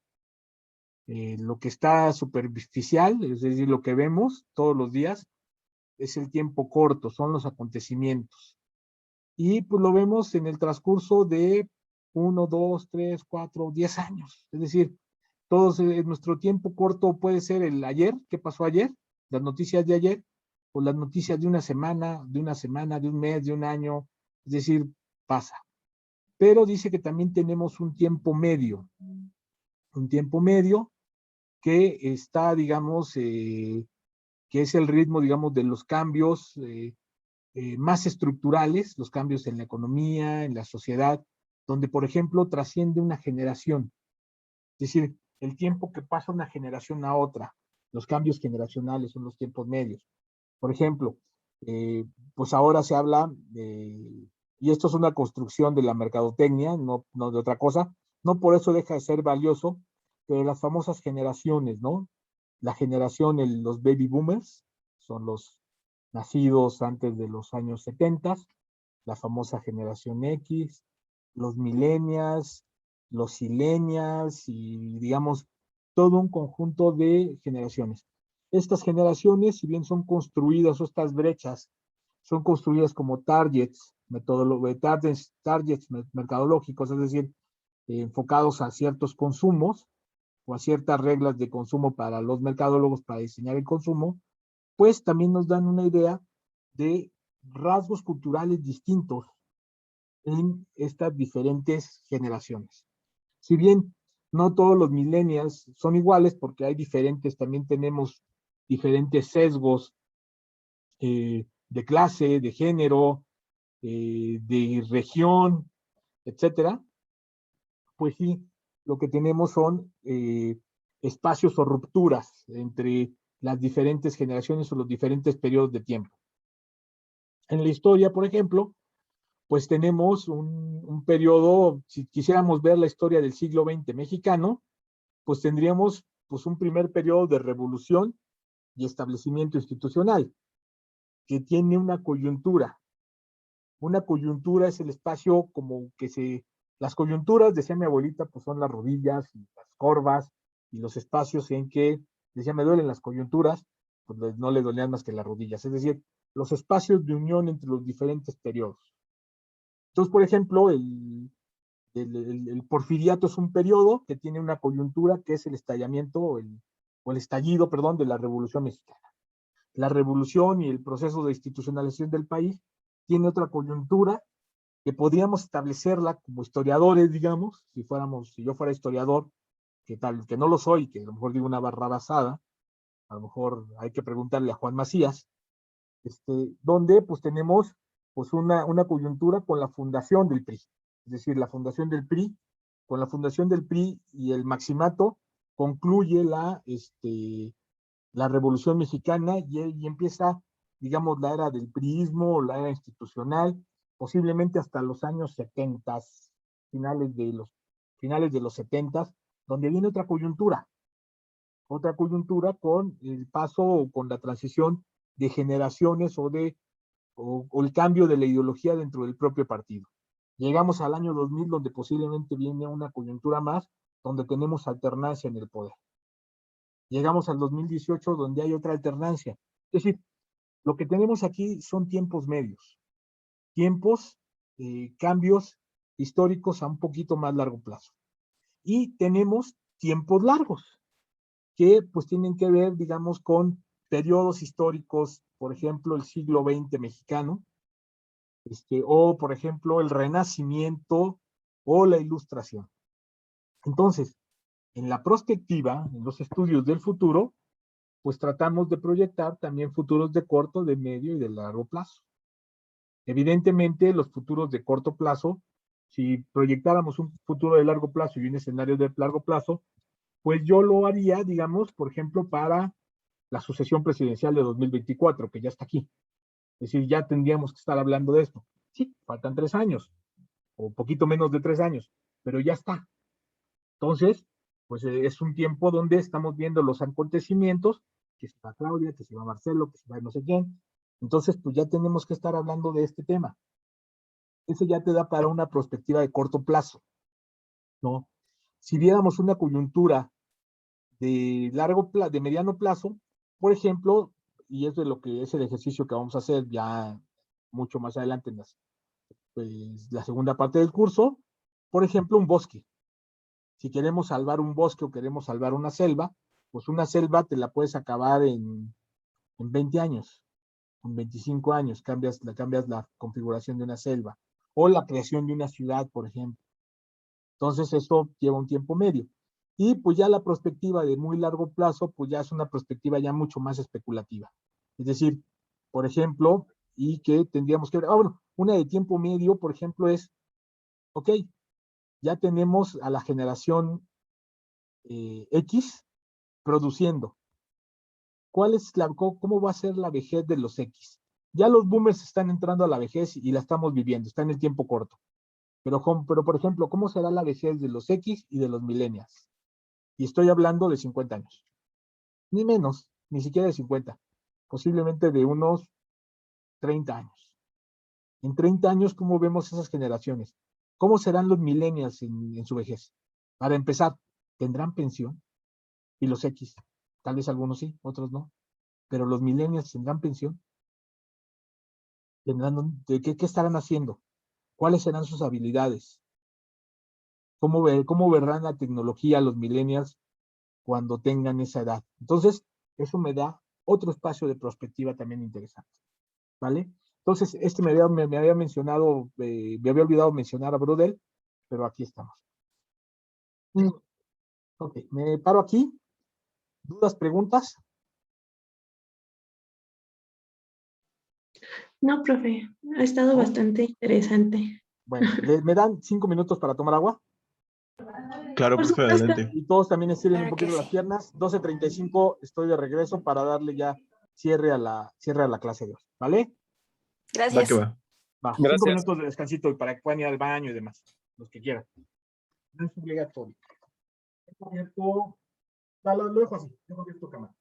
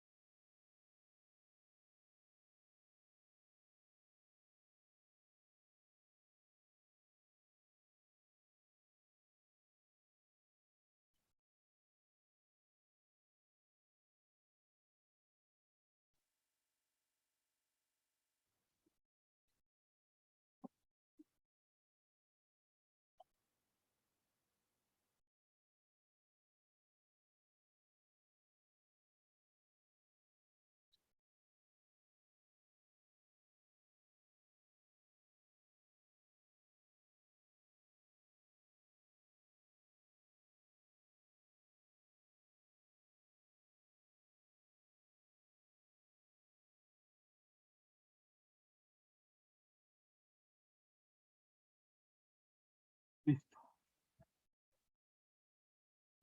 Tenemos un minutito más.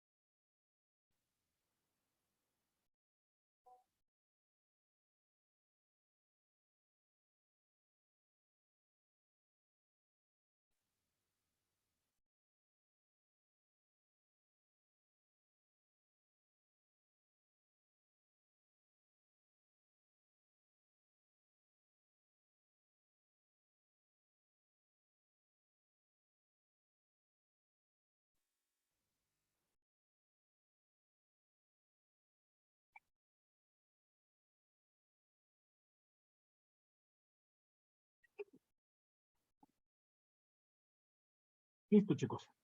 Chicas, seguimos. Bueno, aquí ya cerrando, digamos, este punto y estos temas estos conceptos que había que revisar, pues ya nos vamos a la idea de cómo se estudia el futuro ya como disciplina académica.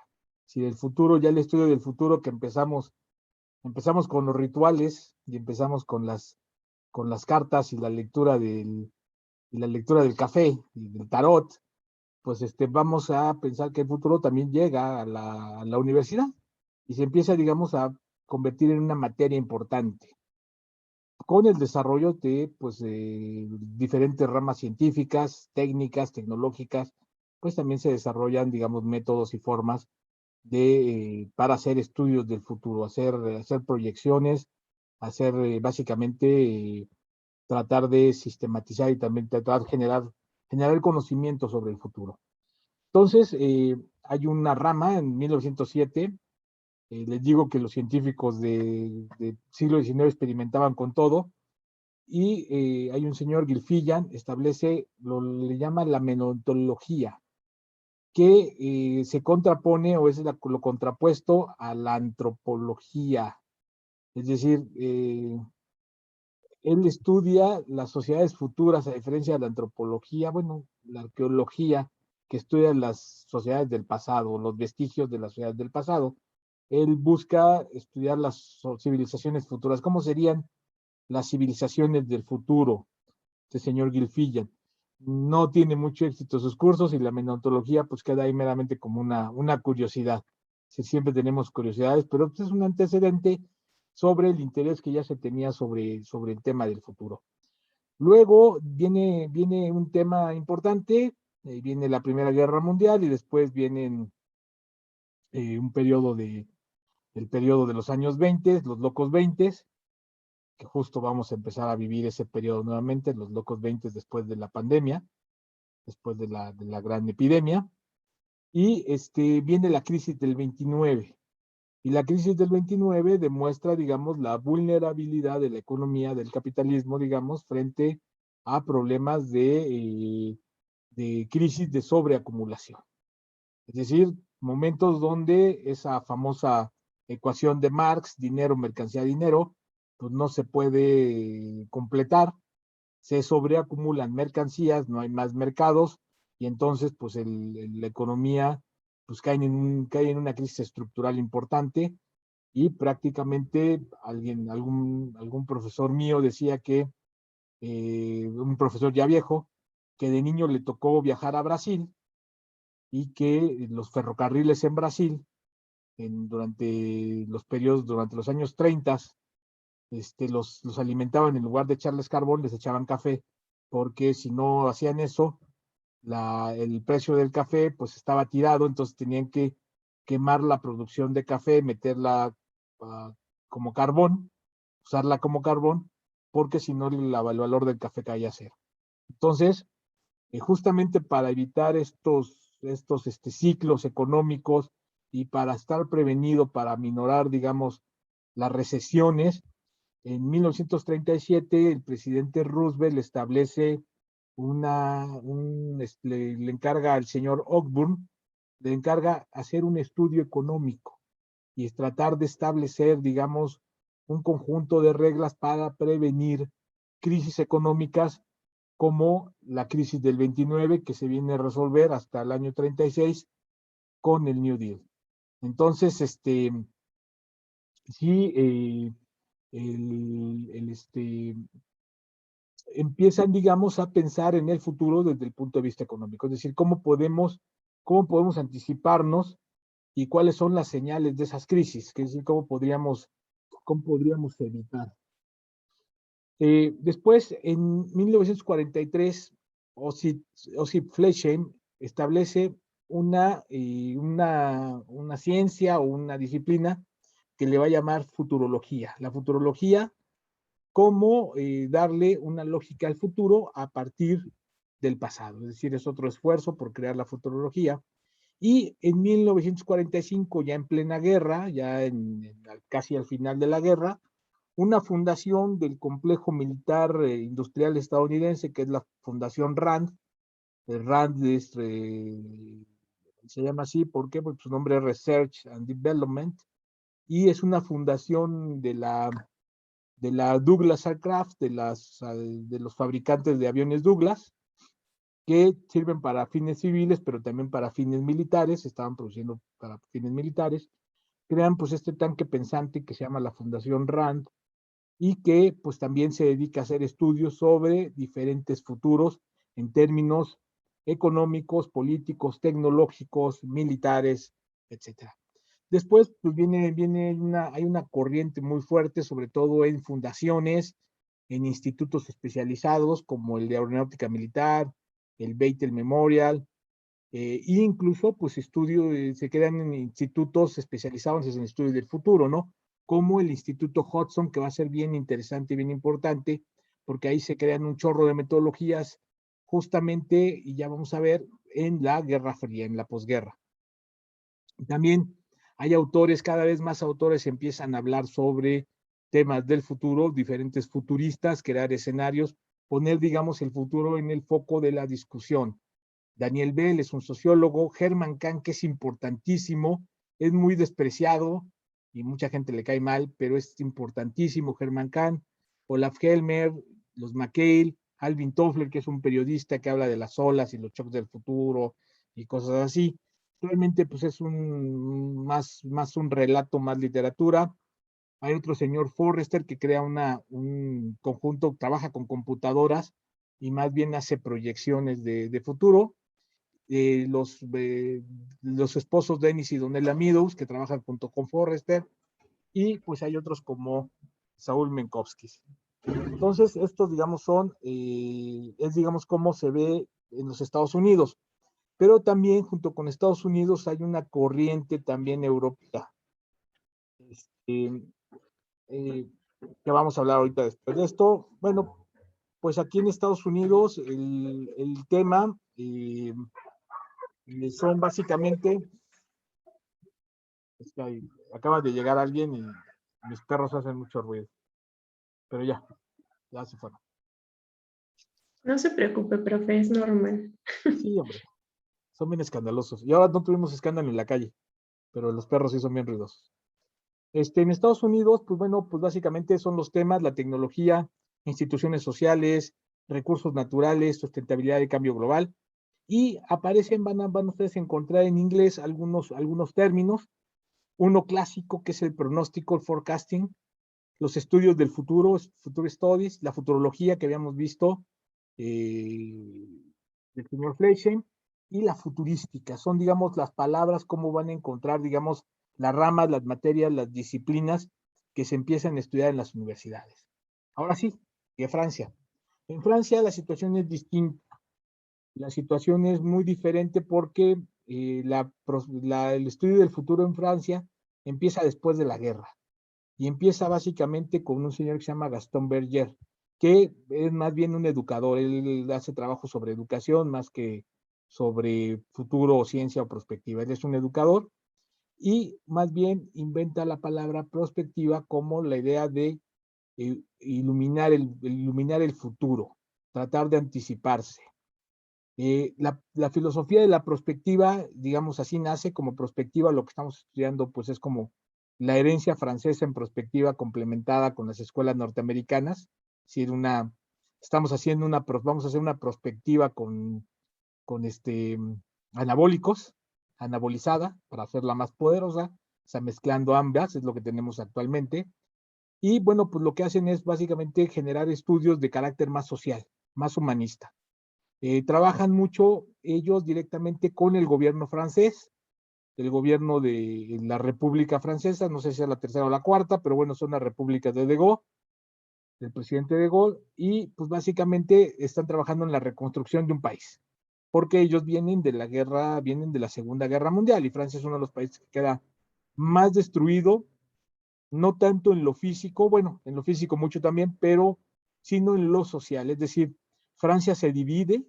Francia es una nación muy dividida entre las posiciones, digamos, favorables a Alemania y las posiciones en contra de Alemania. De hecho, pues es un país donde pues prevalece, hay una resistencia pasa la mayor parte de la guerra intervenido, pero en franco colaboracionismo con el régimen nazi, ¿no?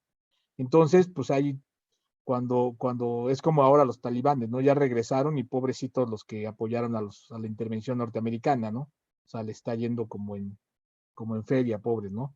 Pero finalmente, pues es lo que busca la perspectiva es reconstruir, establecer reconstrucción social, es decir, buscar eh, generar cómo podemos reintegrar, cómo podemos construir una sociedad nueva. Incluso, pues es un poco utópica la perspectiva, desde el punto de vista que toma la idea de una sociedad deseable. ¿Cómo sería la sociedad deseable francesa? Que no tome esos puntos extremos que ya habían puesto, ¿no?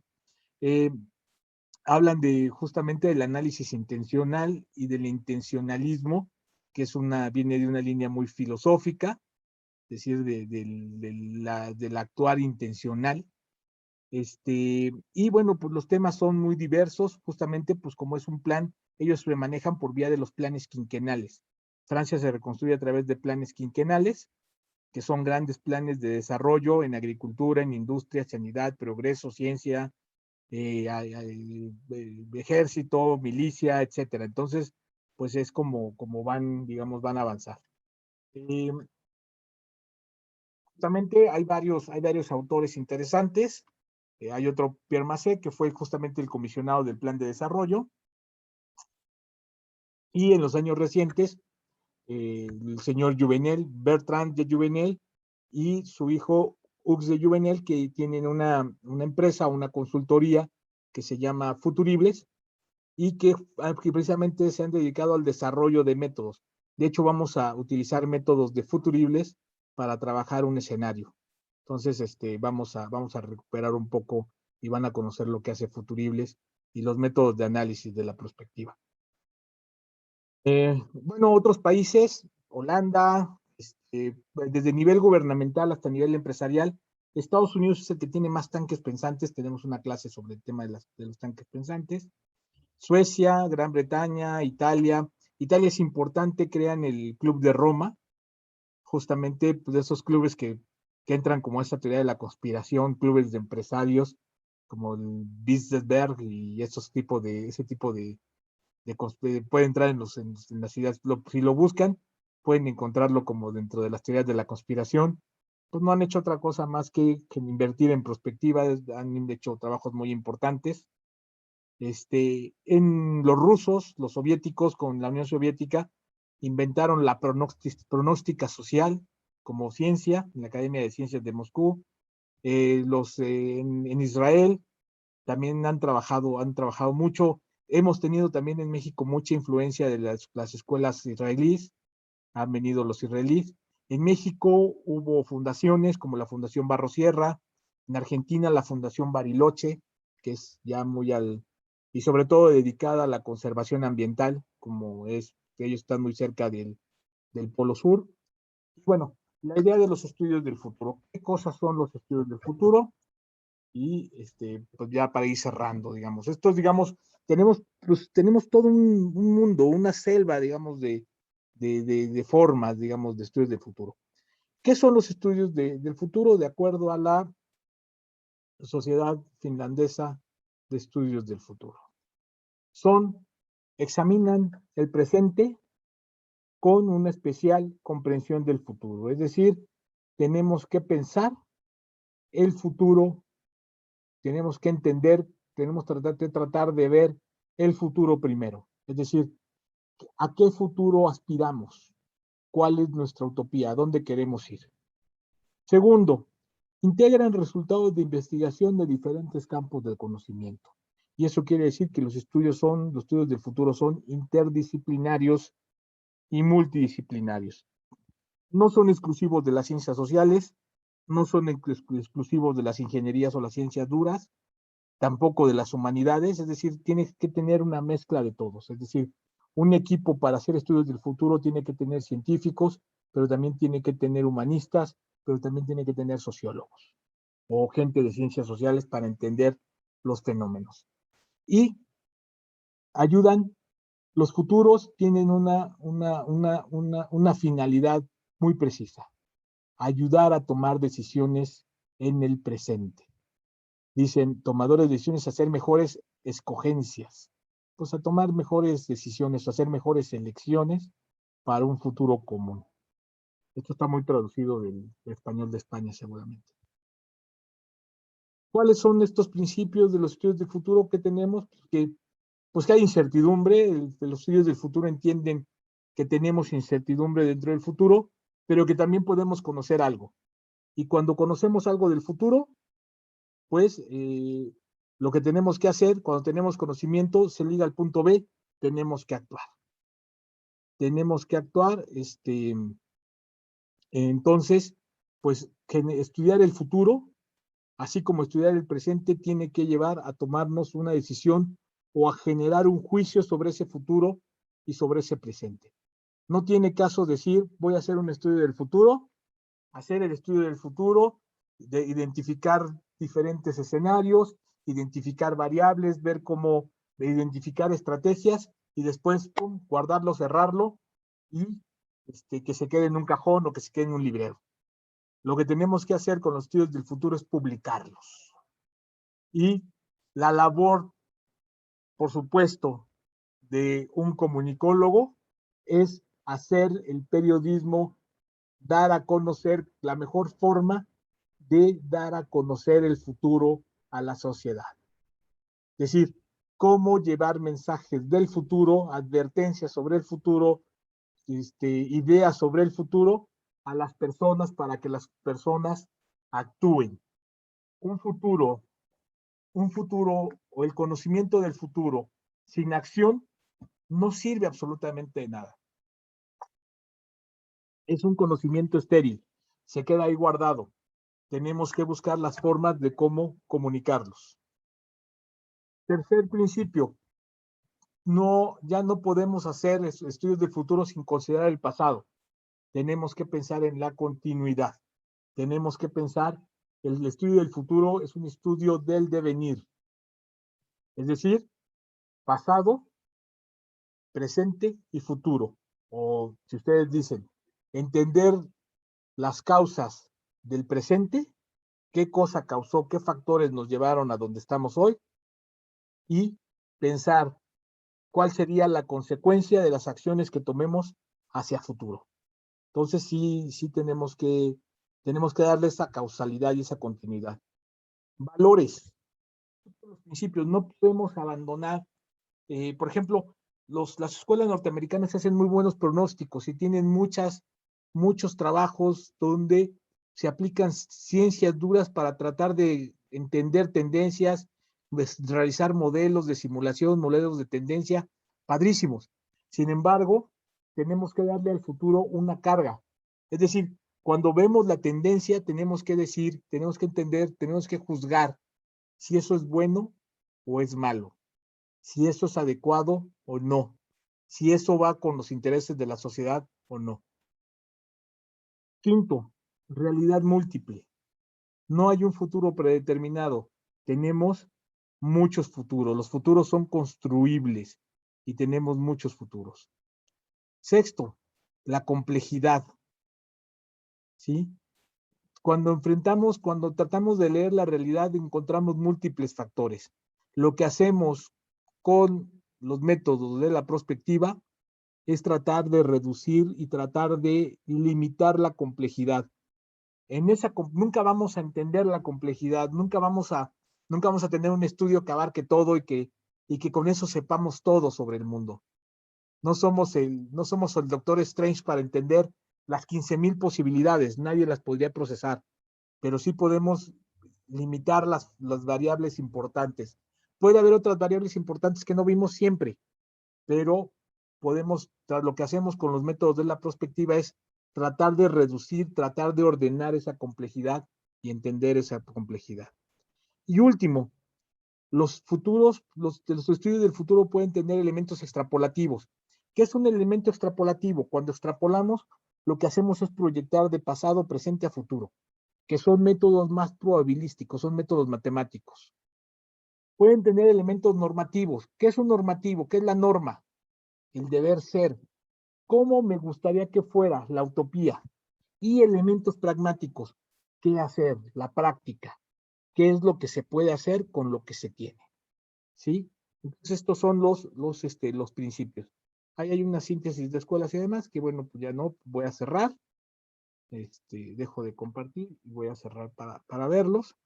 Y, digamos, tratar de llegar aquí, digamos, cómo ya hemos llegado, cómo podemos aterrizar, digamos,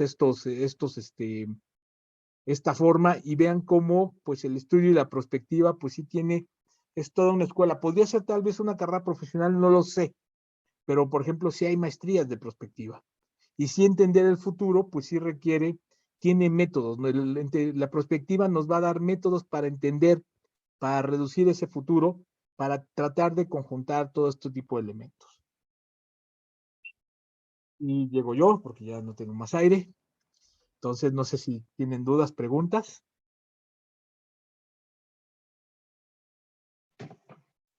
No sobre el tema, pero sí tengo una duda sobre el material. Entré al Dropbox, Va. pero no encuentro la plantilla para la actividad que tenemos que Ah, entregarle. se la subo hoy, estaba yo ajustando las Ah, preguntas. perfecto. Hoy se la subo, le subo la plantilla y le subo materiales de consulta. Muy bien, ¿Vale? muchas gracias. Sí, no, es que estaba ajustando preguntas, perdonen. Sí, no la he subido todavía. ¿Qué más? ¿Nada más? Profe, yo un comentario. Adelante. Bueno, esta parte que usted decía sobre no sé realmente qué tan ambicioso pudiera ser pensar en la perspectiva como pues no sé si como una carrera, al menos el posgrado del TEC ahí está, Posgrado de Televisa. pero no es que tengamos algo tan formalizado y al menos nosotros en la carrera esta es la única materia formal que tenemos para el análisis prospectivo. Pero veamos, por ejemplo, los casos que han pasado estos últimos días, ¿no? Del único que teníamos una previsión más o menos avanzada es de los sismos. Pero esto porque ya nos ha pasado un montón de ocasiones. Pero lo que pasó en Tlalnepantla ayer, por ejemplo, o lo que pasó en la semana, la semana pasada, ¿sí? Con las inundaciones, esta misma semana, ¿no? Con las inundaciones en Ecatepec, y Coacalco. Entonces, yo creo que nos dejan todavía como un sabor de boca eh, como agridulce y al mismo tiempo también con esa urgencia de no saber por dónde, aunque aquí está la perspectiva, pero estoy seguro que muchos profesionales, tanto los que están trabajando en el sector público como también en la iniciativa privada, dicen, ahí está el problema, el peligro existe, el riesgo está, pero ¿cómo nos anticipamos? Y creo que lo que usted menciona parece hasta cierto punto idílico. Hace un momento lo que dijo de hay que escribirlo, no solamente hay que hacer los análisis, los estudios, sino hay que escribirlos y publicarlos, ¿no? Al menos desde la perspectiva periodística. Digo idílico porque es como cuando uno ve esas películas de Dreamers, ¿no? Estas películas gringas donde comienzan a dar un discurso tipo militaresco de vamos a trabajar, vamos a hacer esto, vamos a proyectar para alcanzar esto, pero casi debería ser como una encomienda ya profesional, sin importar si estamos hablando entre comunicólogos, politólogos o ingenieros, sino que creo que ya debería ser como un compromiso eh, profesional y hasta laboral, comenzar a pensar en lo que podría pasar, en los riesgos. El Club de Roma, por ejemplo, con la publicación esta de los 80, caray, pues prácticamente tiene algo vigente y hasta hace unos días compartíamos un artículo donde otra vez lo acaban de volver a retomar, justo pensando ahorita en la crisis, la que tenemos post pandemia, además la crisis que se nos viene por el calentamiento global y estos cataclismos naturales. Entonces, sí vale mucho la pena pensarlo, pero más allá de pensarlo, aplicarlo y casi de manera urgente. Y por eso me atreví a pedirle que me diera chance de meterme otra vez de oyente para poder repasar, porque en el trabajo final del semestre anterior, pues me encontré mucha bibliografía que no me había tomado el tiempo serio y comprometido para poder revisar. Y entonces uno comienza a hojear y así de una manera no tan comprometida y no tan ahondada.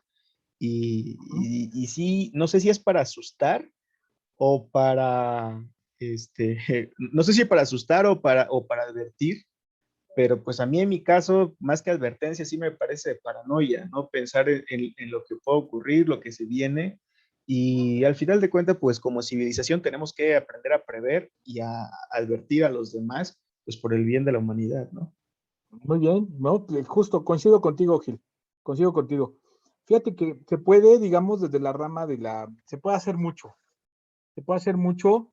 Fíjate que yo tuve una compañera, les voy a contar la historia, que fue mi novia en la prepa, de hecho ya no en la carrera, solamente en la prepa.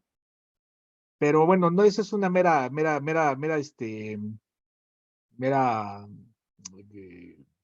y nada más por complementar, por darle. Pero lo interesante es que esta chica pensaba en el periodismo de la ciencia. No, cuando yo estudié hace 30 años en la facultad, pues no había periodismo de la ciencia.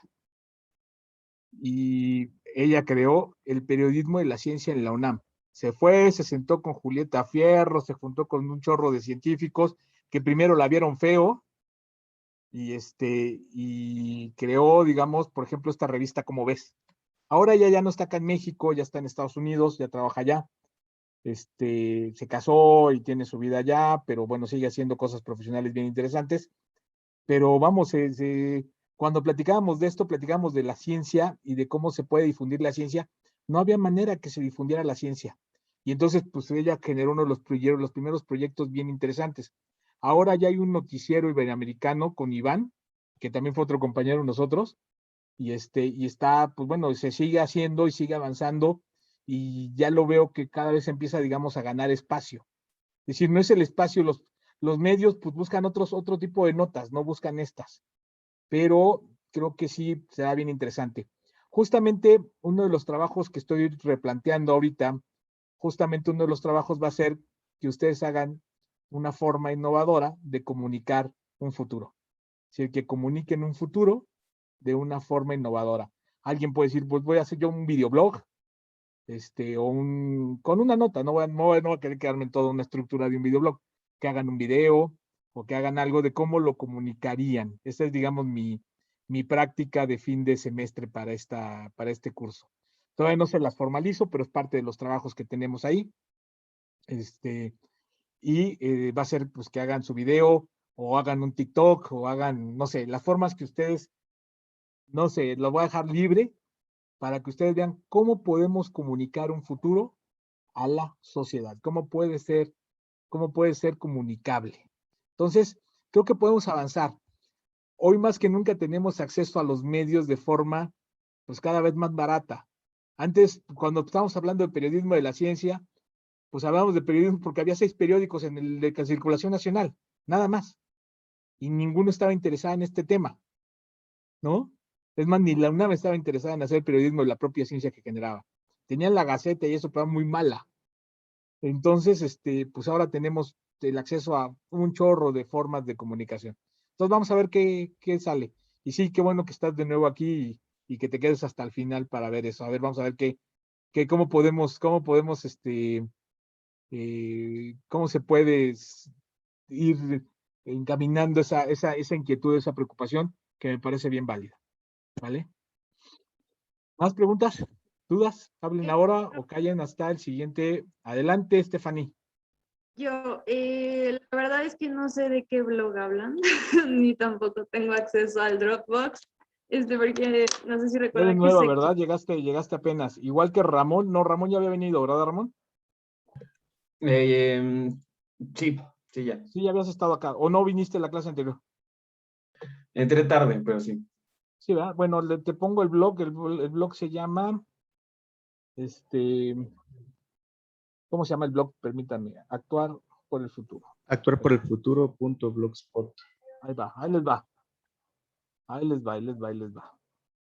Ahorita solamente tiene una entrada, pero pues entre hoy y mañana se los lleno. Ok, lo copio. ¿No hicieron un grupo de WhatsApp, no, verdad? No, de WhatsApp no. Ya se los pegué en el chat, profe. Ah, gracias. Estaba yo haciendo eso. Y entonces, en todo caso, déjame compartirles la portada del blog. Permítanme.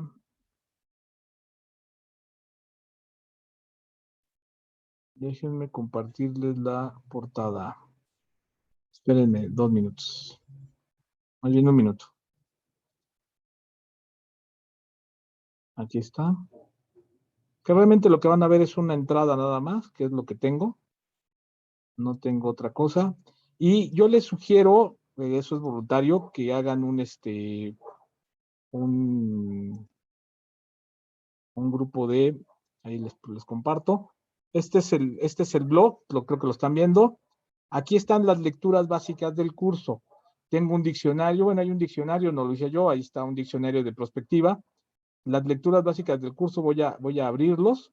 Ahí están, mira, la bibliografía de prospectiva y ahí puedes entrar a todo. El blog es el que ya les compartió Gil. Ah, y también está, no sé si lo actualizado, espero que ya. No, está todavía el programa del semestre pasado, pero ya les pondré el programa de este semestre. Y aquí va a aparecer la actividad, el formato y demás para la siguiente clase, cual ya tendríamos nuestra primera actividad.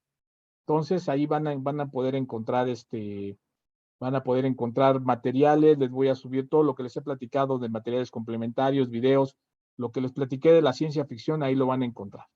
Entonces ahí ese es el blog, Stephanie. Entonces para que lo empiecen a consultar, pues a partir de mañana. Ya mañana les empiezo a subir todo, actualizárselos y que tengan todo el material para trabajar. ¿Vale? Gracias, profe. Vale. Gracias, ¿Alguien profesor. más? Lorena, ¿querías comentar algo? No, dije, gracias, profesor. Ah, perfecto. Muchas gracias a ustedes. Entonces, nos vemos en 15 días. Y Gracias, bueno, bonita tarde. no hemos Bonita tenido tarde. avisos de que se cancele el curso, o sea que seguimos Ah, hasta que perfecto. nos avisen, ¿vale? Pero yo Que creo no que ya lo seguimos. cancelen. Ojalá no. Ojalá Vale. no. Cuídense Bye. mucho. Bonito fin Cuídense, de Igualmente, bonita semana. profesor. tarde. Que Hasta estén bien. luego, bye. Hasta luego. Gracias, hasta luego.